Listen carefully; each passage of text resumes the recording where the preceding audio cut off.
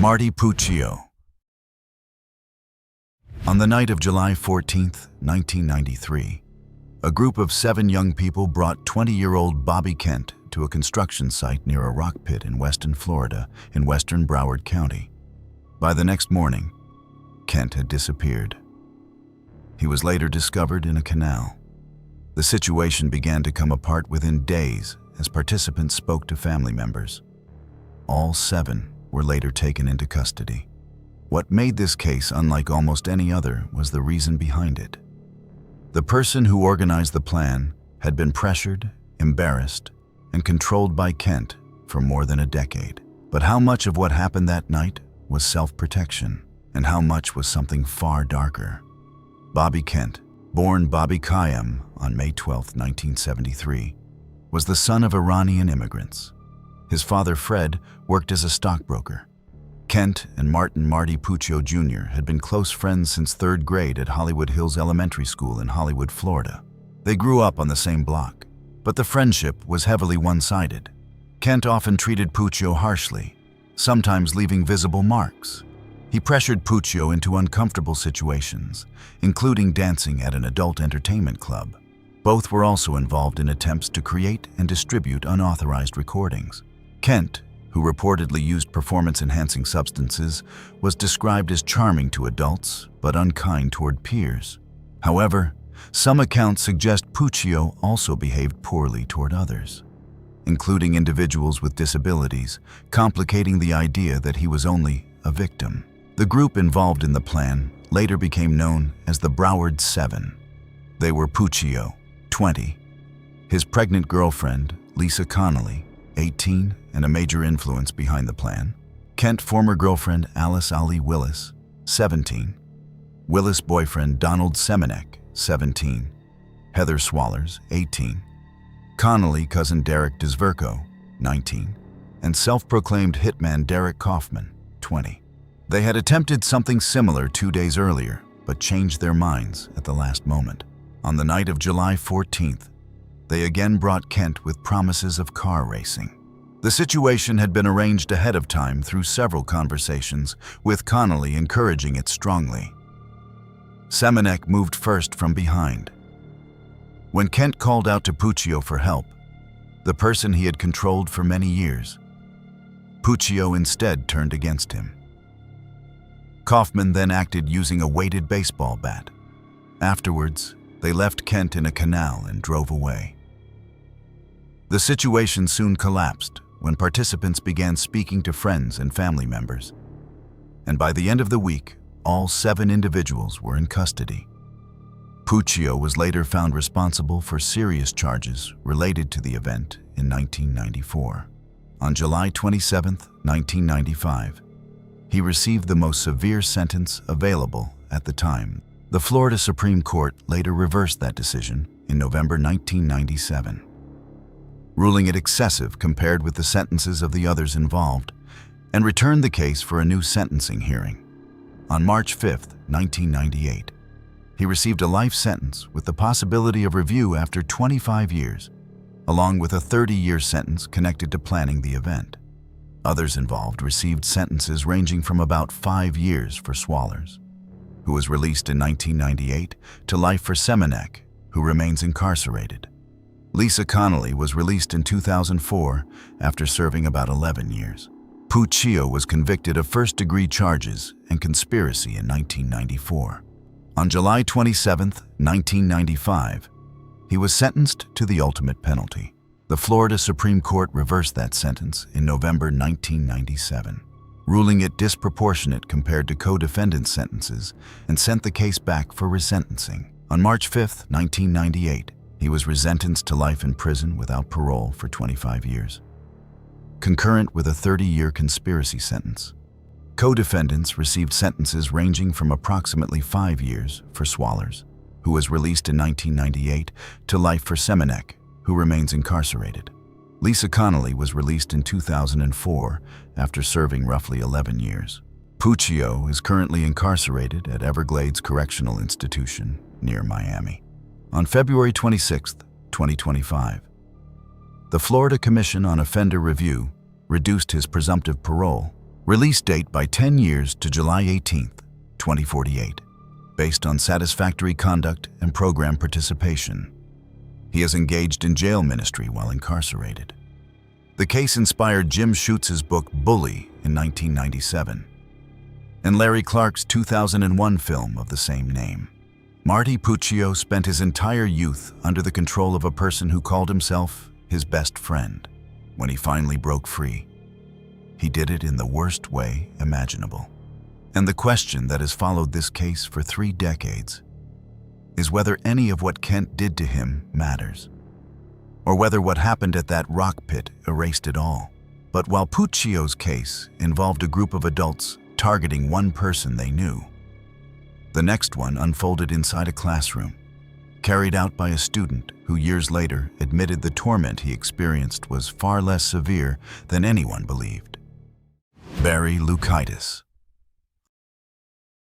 On February 2, 1996, a student walked into his 5th period algebra class at Frontier Middle School in Moses Lake, Washington, dressed as a Western gunslinger in a black duster coat. He was carrying a .30-30 Winchester rifle, a .22 revolver, and a .25 semi-automatic pistol, all belonging to his father. Within minutes, 3 people were gone, and 1 was severely wounded. The student was Barry Dale Loukaitis. He had walked a mile and a half to school that morning with all 3 weapons concealed beneath the coat. What drove a student who had once been social and outgoing to walk into a classroom and open fire? Loukaitis came from a deeply troubled home. His parents Terry and Joanne fought constantly. His father had affairs. His mother suffered severe clinical depression and had discussed ending their lives together on Valentine's Day, 1996, just 12 days after the incident. She had spoken to her son about it openly, as though it were a reasonable plan. Barry was prescribed medication for hyperactivity. In elementary school, he was social and outgoing, the kind of student teachers remembered fondly. In middle school, everything changed. He became withdrawn and isolated. He became a target, teased about his home life, his gangly build, and his cowboy clothing. Classmate Manuel Vela Jr. was identified as a primary tormentor. But at his 2017 resentencing, Loukaitis himself stated, "I want to make clear now that Manuel Vela never did anything to me physically. He never threatened me physically. He and some of his friends made fun of me a few times. That was it." The person who committed one of the worst school incidents of the 90s stood in court 2 decades later and said the torment that was supposed to explain everything was, in his own words, minimal. He was deeply influenced by the film Natural Born Killers and Stephen King's novel Rage, about a student who confronts his algebra teacher. He had studied both repeatedly in the weeks before the incident. He entered the classroom and immediately targeted Manuel Vela, who did not survive. He then targeted Arnold Arnie Fritz, who passed at the hospital, and Natalie Hintz, who was severely wounded but survived. He then turned on teacher Leona Kyers, 49, who did not survive. He said to the class, "This sure beats algebra, doesn't it?" a line adapted from the King novel. Gym teacher John Lane eventually tackled and subdued him after a 15-minute standoff, rushing into the room and wresting the rifle away. Loukaitis was tried as an adult.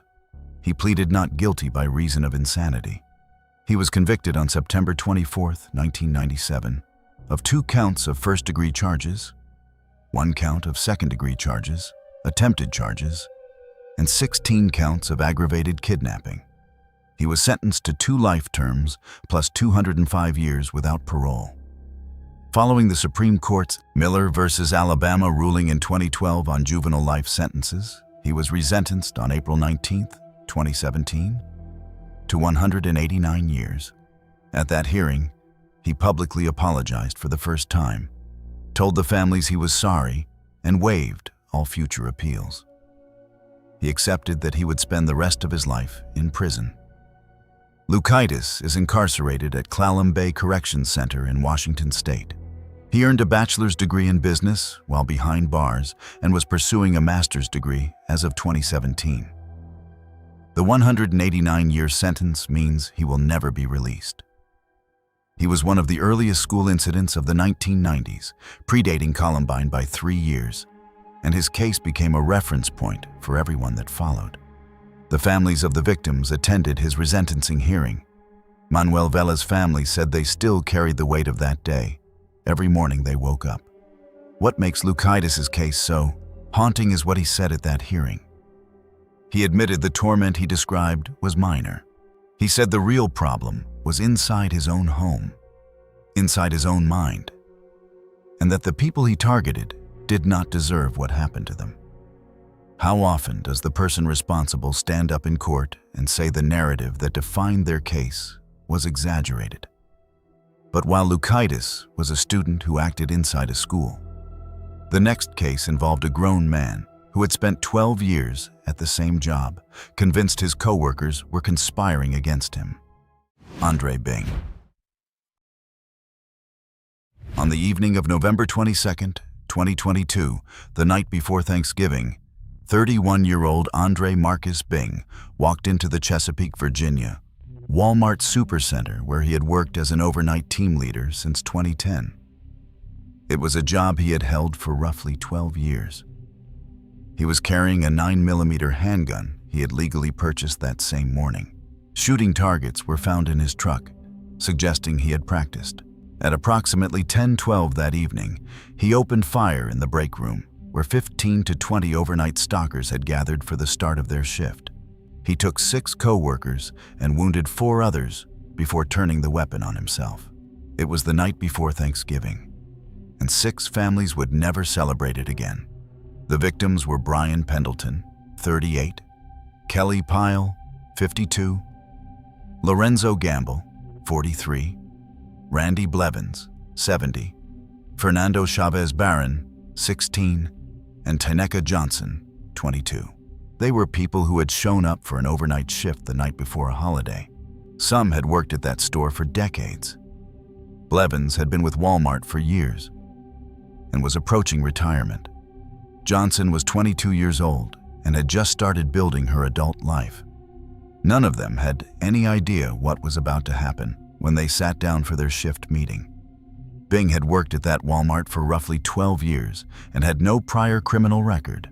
Co-workers described him as weird, paranoid, and sometimes verbally hostile. He taped over his phone camera, believing the government was watching him. He had no social media presence. He lived alone and kept to himself outside of work. After his passing, police found a note on his phone, what became known as his death note, in which he described perceived harassment from co-workers. He wrote that they gave him evil, twisted grins, mocked him, and compared him to Jeffrey Dahmer. He expressed paranoid thoughts about phone hacking and deep loneliness. He wrote that he felt he had been pushed to the edge. Was Bing genuinely being targeted by the people around him? Or was his perception of reality deteriorating in a way no one recognized until it was too late? Co-worker Nathan Sinclair acknowledged that there were times when Bing was made fun of and not necessarily treated fairly. But a lawsuit by former employee Sarah Merlo alleged Walmart knew about Bing's erratic, disturbing, and harassing behavior for more than 2 years and had received written complaints about him from other employees who felt unsafe working alongside him. The picture that emerged was complicated. Bing felt targeted, but multiple people had also felt threatened by him. It was not a one-sided story. He had purchased the weapon that same morning, legally, from a dealer. He had been planning this for at least hours, if not longer.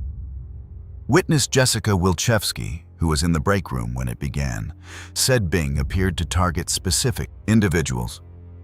He was going hunting. He was picking people out. He carried a handwritten list of employee names. When he encountered a recently hired co-worker named Jessie, he told her, "Jessie, go home," and did not fire. He spared some and targeted others. The list made it clear this was not random. He had decided who would be harmed and who would be allowed to leave.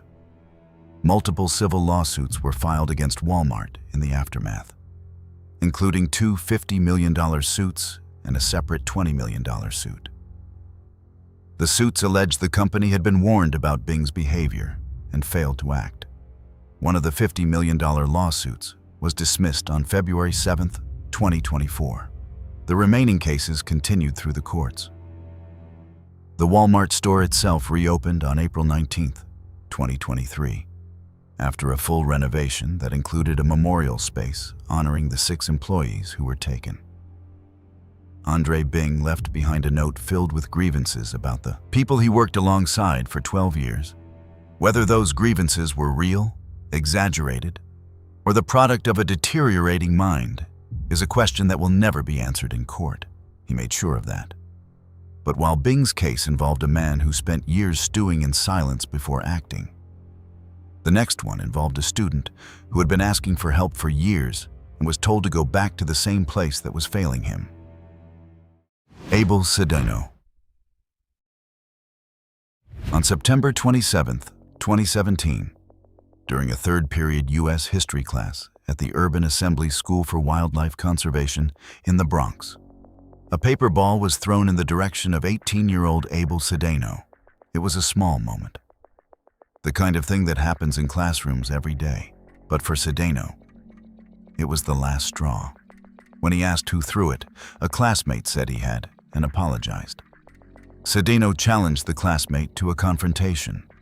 When the classmate approached, Cedeno pulled a switchblade knife he had purchased online and struck the classmate in the chest, approximately 2.5 to 3 inches deep, reaching the heart. The classmate, Matthew McCree, was pronounced gone on arrival at St. Barnabas Hospital. It was the first such incident inside a New York City school since 1993. When a second student, Ariane LeBoy, tried to intervene, Cedeno struck him 5 times. LeBoy spent days in a coma, but survived with life-altering injuries. What would drive someone to bring a weapon to school and use it over a paper ball? Cedeno testified he had endured years of anti-gay torment, beginning in 6th grade. He said his long hair, high-pitched voice, and struggle with his sexuality made him a constant target. He described being called slurs, pushed in hallways, and having his hair pulled by groups of students. He reportedly attempted to take his own life and frequently missed school, avoiding the building for weeks at a time because he feared going back. He and his mother sought a school transfer from the NYC Department of Education, asking to be placed somewhere safer, but were denied. The system told him to stay exactly where the problem was. His family experienced housing instability, and his mother was in Puerto Rico following Hurricane Maria at the time of the incident. He came out as gay publicly after his arrest, telling his family from the police station. He said he had been hiding who he was for years and that the torment was directly tied to his identity. But the Bronx DA stated there was no evidence at trial that Matthew McCree or Ariane LeBoy had ever bullied the defendant. The prosecution argued the 2 young men who were harmed did not know or socialize with Cedeno. The person he said tormented him and the people he struck may not have been the same individuals at all. The paper ball may have been the trigger, but the target was wrong. Cedeno had also displayed the knife on social media days before the incident, posting images of it online, raising serious questions about whether this was a spontaneous act of fear or something he had been preparing for. The trial was a bench trial before Bronx Supreme Court Justice Michael A. Gross. The defense argued self-defense after years of targeting, presenting testimony from Cedeno himself about the torment he experienced and the transfer request that was denied. The prosecution countered that the 2 people he harmed had no history with him whatsoever, and that he had brought the weapon to school with intent, having displayed it on social media days earlier. On July 15, 2019, he was found guilty of first-degree manslaughter, first-degree assault, and fourth-degree weapon possession. On September 10, 2019, he was sentenced to 14 years in prison, plus 5 years post-release supervision, with sentences running concurrently. The judge denied youthful offender status. The Urban Assembly School for Wildlife Conservation was subsequently closed, a decision that came too late for Matthew McCree and Ariane LeBoy. Based on his 14-year sentence from September 2019, his maximum release date is approximately 2033, potentially earlier with credit. McCree's family was devastated. LeBoy, who survived, was left with injuries that changed his life permanently. His case raised a question that has no easy answer. If someone is genuinely being tormented for years, asks for help, is denied that help, and eventually lashes out at the wrong people, who bears the responsibility? The system that refused to move him? The person who threw a paper ball? Or Cedeno himself, who brought a blade to school and used it on people who had never harmed him? But while Cedeno's case involved a student who struck out at the wrong people, the next one involved someone who created an entirely separate personality to carry out what he could not bring himself to do on his own. Donovan Nicholas. On April 6, 2017, in a farmhouse in Urbana, Ohio, Heidi Faye Taylor was found with at least 62 wounds on her hands, arms, throat, face, and skull, plus a single gunshot wound to the forehead from a 9mm handgun. The person responsible was a student named Donovan Asher Nicholas, who had been living with Taylor, his father's girlfriend, while his father Shane traveled for work. His biological mother was absent from his life. Nicholas had dressed in black pants and a white t-shirt to mimic a horror fiction character called Jeff the Killer from the creepypasta internet stories. He had carved his own mouth into a grin to resemble the character before hiding beneath the front staircase with a kitchen knife. Despite being categorized in some reporting as a case related to peer torment, the evidence does not fully support that framing. Nicholas's case centered on severe mental health struggles, isolation, and an obsession with a fictional horror character. He was intelligent, quiet, and non-confrontational. By 6th grade, he was engaging in self-harm and experiencing thoughts of ending his life. He felt Taylor called him a waste of space and treated him as a burden. He claimed to have developed a second personality modeled on the Jeff the Killer character, a figure from internet horror fiction who smiles permanently and tells victims to go to sleep. His family left mental health decisions to him, a child, and he never received professional help. No therapist, no counselor, no intervention of any kind. Was this a case of a young person who snapped under pressure? Or something far more disturbing that had been building for years while the adults around him looked away? Taylor fought room to room during the encounter, trying to get away. At one point, Nicholas paused to get a glass of water while she lay on the kitchen floor. She fled to the bedroom and tried to barricade herself inside. Nicholas retrieved his father's handgun and fired once. He then called emergency services, claiming Jeff was responsible. "I swear it wasn't me. It was Jeff. Jeff is inside me." On the recorded call, he sounded confused and distressed, alternating between his own voice and what he described as Jeff's personality. A psychologist who evaluated him diagnosed dissociative identity disorder, though prosecutors disputed whether the diagnosis was genuine or performed.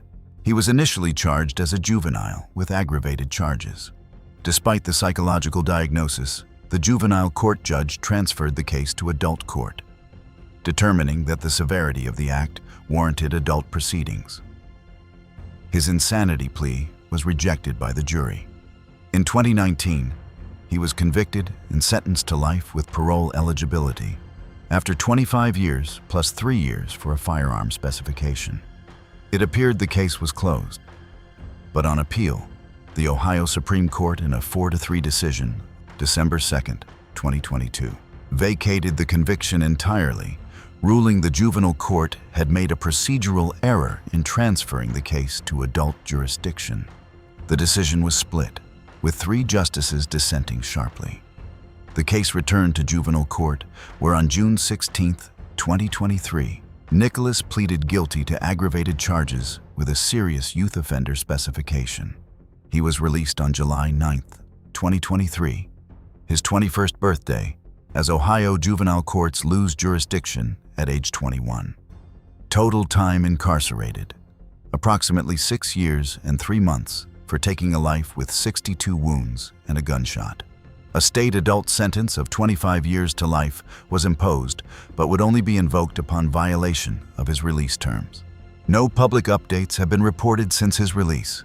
Donovan Nicholas carved his own face to look like a fictional character, took someone's life in the most prolonged way imaginable, and walked free at 21.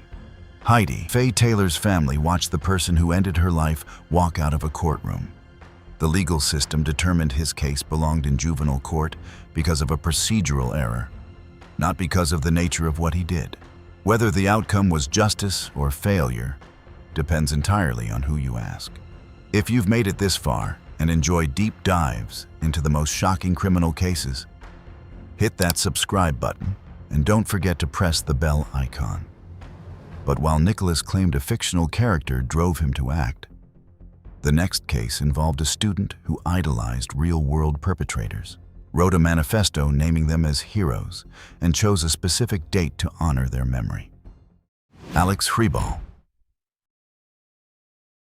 On April 9, 2014, at approximately 7:13 in the morning, a student walked into Franklin Regional High School in Murraysville, Pennsylvania, a quiet suburb of Pittsburgh, carrying two 8-inch kitchen knives concealed under his clothing.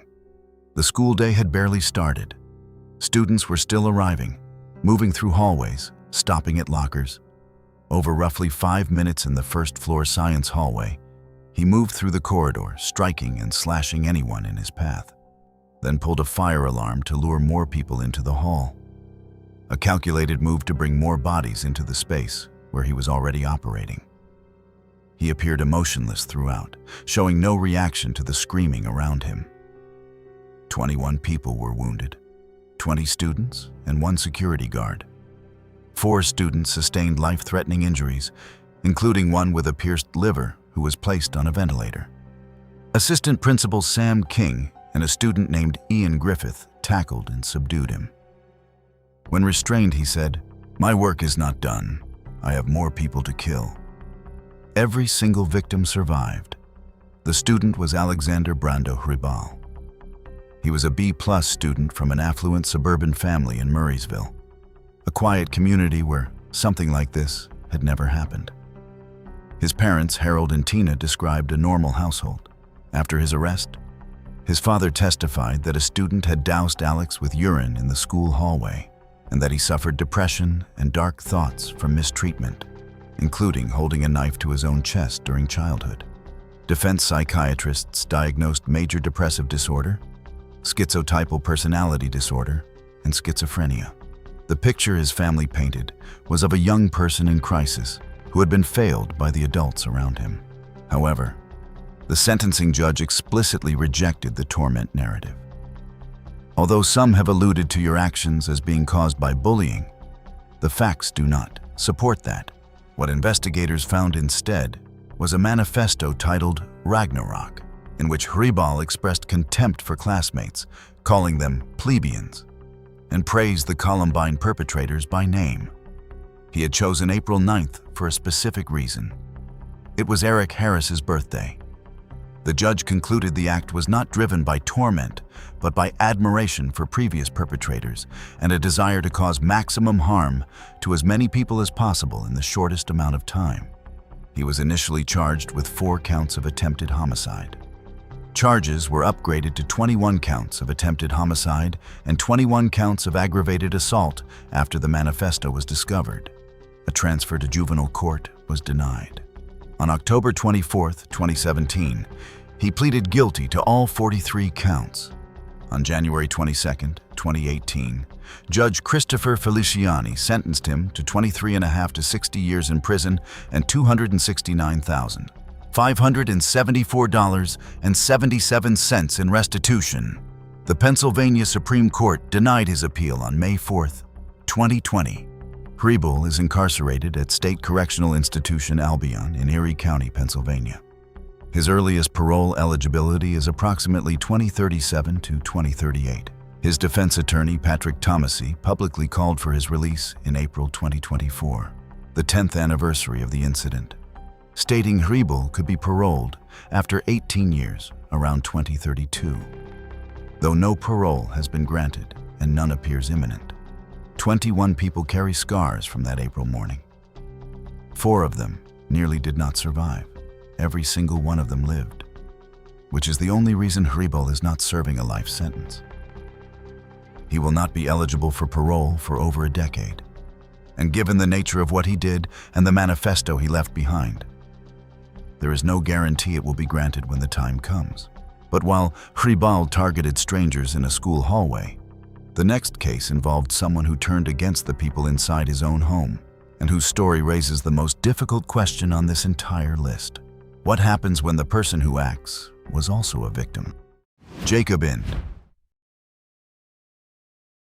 On December 17, 1992, in the early morning hours in Woodland Park, Colorado, 15-year-old Jacob Patrick Ind and a classmate named Gabriel Major Adams, 17, entered the bedroom where Jacob's mother, Pamela Jordan, 41, and stepfather Kermode Jordan, 57, were sleeping. Both were struck with multiple means in an encounter lasting over 5 minutes. Jacob fired the fatal rounds using Kermode's .357 Magnum revolver. Afterward, Jacob went to school, planning to tell a friend and then take his own life. The friend told the principal. Police arrested both teenagers that day. What made Jacob Ind's case unlike almost any other on this list was the documented history of what had been done to him.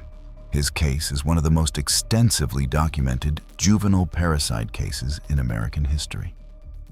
He and his older brother, Charles III, suffered severe, prolonged physical and emotional harm from their mother and stepfather over a period of years. Charles testified about sessions where Kermode would restrain the boys and subject them to serious misconduct. Jacob later revealed his mother had also harmed him during childhood in ways that no child should ever experience. A classmate recalled Jacob as painfully shy and heavily targeted for his appearance at school, where he was picked on for wearing outdated clothing his family provided. Jacob tried confiding in a teacher, but his cry for help did not trigger the attention he had hoped. His brother reported what was happening at home to social services after moving out. An investigation was opened. No effective intervention occurred.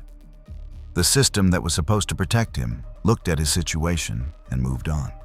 Jacob later said, "What basically put me towards the path is I saw no way out."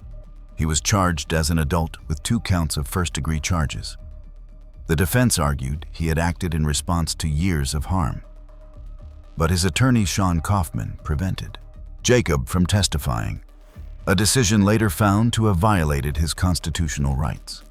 On June 17, 1994, he was convicted and sentenced to 2 consecutive life terms without parole, making him the youngest person in Colorado's Department of Corrections serving that sentence. In October 2017, Judge Jane Tidball vacated the convictions due to ineffective counsel. In November 2018, rather than face retrial, Ind pleaded guilty to 2 counts of second-degree charges and was resentenced to 60 years with credit for over 26 years already served, making him eligible for parole. Co-defendant Gabriel Adams had taken his own life at a state psychiatric hospital in 2014. Jacob Ind was released on parole on September 24, 2020, from Sterling Correctional Facility after nearly 28 years in prison, 8 of those in 23-hour-a-day solitary confinement at Colorado's Supermax facility. He entered prison as a teenager and came out as a middle-aged man.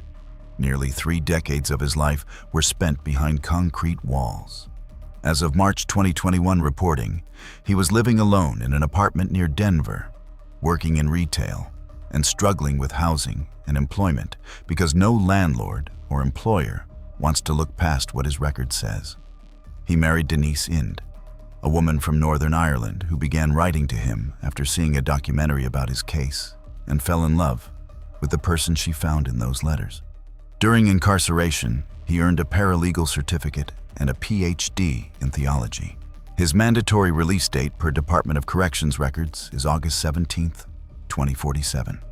His case was featured in PBS Frontline's When Kids Get Life, a documentary that asked whether sentencing juveniles to life without parole for crimes committed during childhood constitutes proportional justice. Jacob Ind spent nearly 3 decades behind bars for what he did to 2 people who had harmed him for years.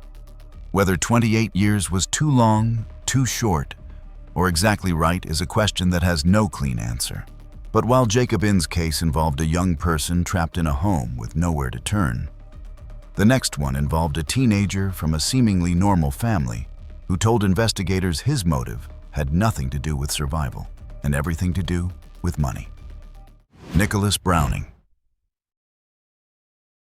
On the night of February 1st through 2nd, 2008, in the suburb of Cockeysville, Maryland, just north of Baltimore, 15-year-old Nicholas Wagoner Browning left a friend's sleepover, walked over 2 miles to his family's home on Sherwood Road, and used his father's handgun to end the lives of every person inside. His father, John, 45, an attorney, was found on the couch. His mother, Tamara, 44, was found upstairs. His 2 younger brothers, Gregory and Benjamin, were found in their beds.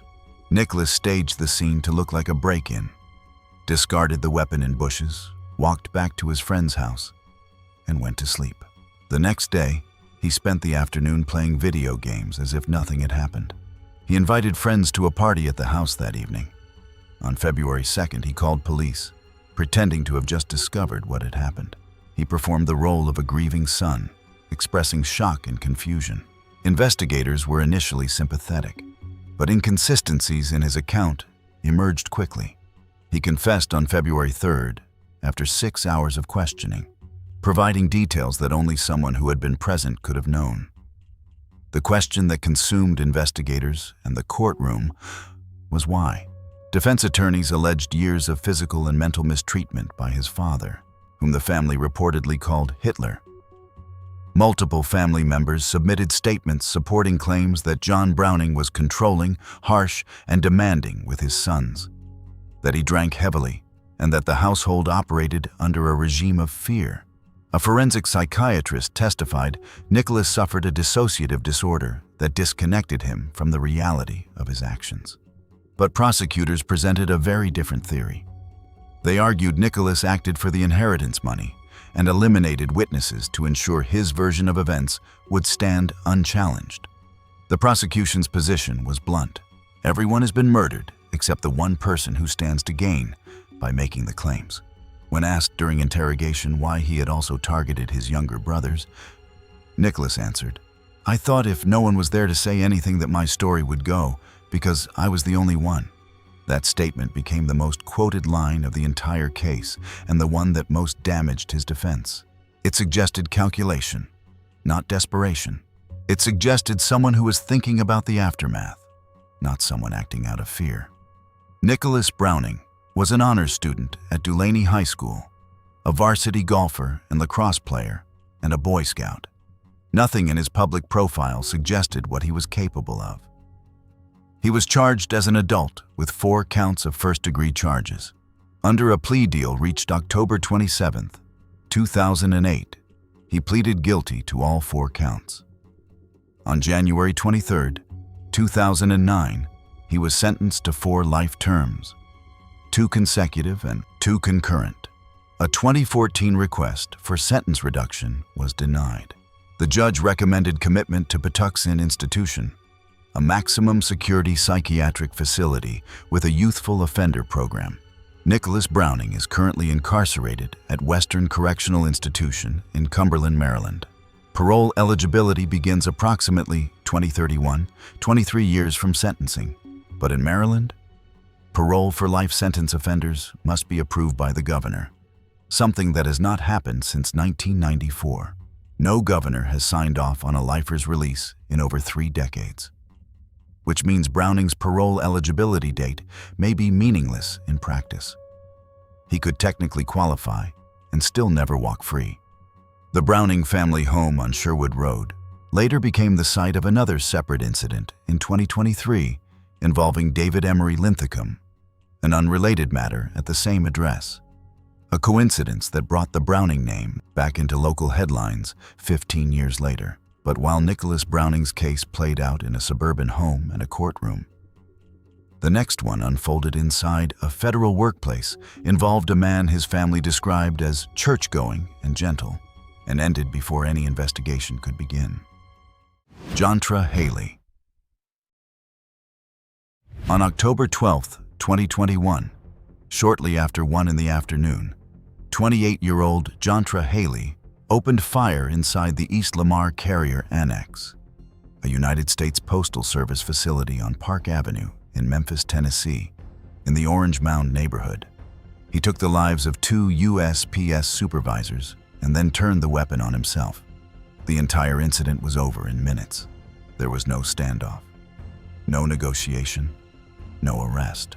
The 2 people taken were James Wilson Jr., 47, the station manager who had been with USPS since 2001, a 20-year career of service, and Demetria Dorch, 37, the supervisor of customer services who had been with the Postal Service since 2015. Both were in supervisory roles at the facility. Both were working a routine Tuesday afternoon shift. Neither had any known personal conflict with Haley that appeared in any official record. Wilson had a family. Dorch had a family. They went to work that afternoon and did not come home. Haley was described by his family as a church-going, non-confrontational person with a young son and a girlfriend, expecting another child. He had recently buried his father, a loss that those close to him said affected him deeply. He was hired by USPS as a city carrier assistant in July 2021, approximately 3 months before the incident. He had purchased a firearm back in 2017, years before he ever worked for the Postal Service.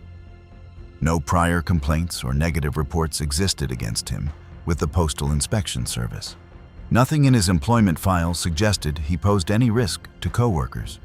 After the incident, his mother, Tracy Haley, told reporters, "He was a church-going person. It's just the people at the job was bullying him. Comes home stressed because they're talking to him any kind of way." His sister, Startia Langston, said he told her there were quite a few people bothering and messing with him and teasing him at work, and that he had reported the situation to a union representative. The National Association of Postal Supervisors noted a critical detail. The day of the incident was only Haley's second day working at that particular facility. It was not his normal assignment. He had been temporarily reassigned there. Law enforcement did not publicly confirm or deny the claims made by his family. USPS had no formal complaints from Haley on file. The investigation was led by the U.S. Postal Inspection Service, the FBI, the ATF, and the Memphis Police Department. Because Haley did not survive, there was no trial, no testimony, no cross-examination, and no opportunity to test the claims made on his behalf against the evidence. The only accounts of workplace mistreatment came from family members, repeating what Haley had told them in private conversations at home. The supervisors he targeted are not here to give their version of events. Their families were left with no answers, no courtroom, and no opportunity to challenge the narrative that emerged in the media in the days after the incident. James Wilson Jr. had served the Postal Service for 20 years. Demetria Dorch had been a supervisor for 6. Neither deserved what happened to them, regardless of what Haley believed was being done to him. Jantra Haley was 28 years old. He had been employed by the Postal Service for roughly 3 months. His family said he was being mistreated at work. The Postal Service said it had no record of complaints. 2 supervisors with decades of combined service are gone. The only person who could have explained what really happened chose to leave no explanation behind. But while Haley's case ended with no trial and no answers, the final entry on this list involves a young person who was documented as being in genuine danger, asked for help repeatedly, was denied a transfer, and returned to school carrying the only protection he believed he had: Noel Estevez. On June 18, 2014, at approximately 3 in the afternoon, outside the doors of IS-117, the Joseph H. Wade Middle School in the Bronx, a student named Timothy Crump confronted a classmate named Noel Estevez. Crump had been suspended for the entire school year, but was frequently seen near the building. Investigators later determined Crump threw the first punch and repeatedly struck Estevez in the face with his knee. Estevez pulled a kitchen knife he had brought with him and struck Crump 3 times in the chest. Crump was rushed to Bronx Lebanon Hospital and pronounced gone. Noel Estevez had once been a strong student with a perfect attendance award. Described by neighbors as a good kid who had grown up in a troubled family, he struggled with his mother's incarceration on charges at Rikers Island. In late May 2014, he attempted to take his own life. He was hospitalized for 2 weeks at Bronx Lebanon Hospital, where he was diagnosed with bipolar disorder. He was released approximately 8 days before the encounter with Crump. His defense attorney and family described months of targeting and threats from Crump and a group of other young people. According to the defense, on 5 to 7 occasions, the group forced their way into Estevez's apartment building, pounded on his door, urinated on it, and shouted threats at him and his family. The family called police multiple times. A neighbor named Lazaro Batista described Estevez begging for help. Every day, he would come to me and tell me, "Blue, can you walk with me to the store? Can you make sure if you see any big kids come after me? Can you help me?" The picture Batista painted was of a young person who was afraid to leave his own apartment and was looking for any adult who would stand between him and the people targeting him. Estevez stopped attending school for approximately 3 months. His father requested a safety transfer the night before the incident, calling the school and asking for his son to be moved to a different building. The request was denied because it was late in the school year. That was the last chance to change the course of what happened next. He went back to school the next morning. He brought the knife with him. However, a report by NYC Special Commissioner of Investigation found no evidence of targeting reported to school staff, though it did not rule out that it happened outside school walls. The school's position was that they had never been informed. The family's position was that they had been asking for help for months and been ignored by every institution they turned to. Estevez was initially charged as an adult with second-degree charges and manslaughter. On June 30th, 2014, a grand jury indicted him on second-degree manslaughter only. The more serious charge was dropped. Estevez had reportedly testified before the grand jury, personally. The case was then transferred to family court, where he would be processed as a juvenile. Because the case moved to New York Family Court, all proceedings and outcomes are sealed under state law. No subsequent reporting has revealed the disposition, the sentence, or the current status of Noel Estevez. Given the juvenile jurisdiction and the manslaughter charge, it is possible he was released after a period of juvenile detention. But this cannot be confirmed from any public record. The sealed file means no journalist, no researcher, and no member of the public knows how this case ended. What is known is this: Noel Estevez asked for help. His family asked for help. A neighbor saw him begging for protection every single day. A transfer was requested and denied the night before. He went back to the place he feared most, and he brought a knife because he believed no one else was going to keep him safe. Timothy Crump's family lost their son outside those school doors. Noel Estevez's family may have lost theirs to the system long before that afternoon. And the sealed records mean the public may never know how the story of Noel Estevez actually ended. This was all from our side today. Thanks for watching. Click here to check out another video.